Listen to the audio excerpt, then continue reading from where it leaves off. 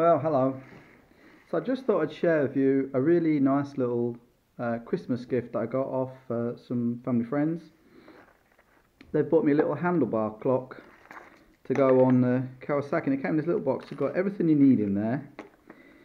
So little clock like this in a chrome housing, and it comes with pieces to go on the handlebars like this, and little screw, little Allen key that goes in there, and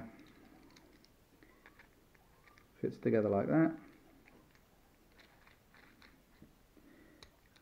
There's a little bit of rubber plastic that sits in here just to make it seat on the, not slide so much on the handlebar, and there's a little grub screw here. Even came with the Allen key, so when you fit the clock in, and obviously then you tighten it up with the grub screw.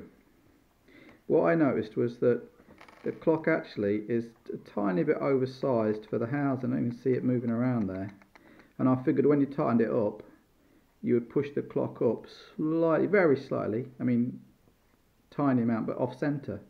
So I had the idea of just making some little shims which I've made out of old shampoo bowl, hair shampoo. Just a couple little bits of plastic to shim it up, and then put this in here, and then when we tighten it down there's going to be no play, and tighten it up, no play, and it's all perfectly centered. So I thought that's just going to be great.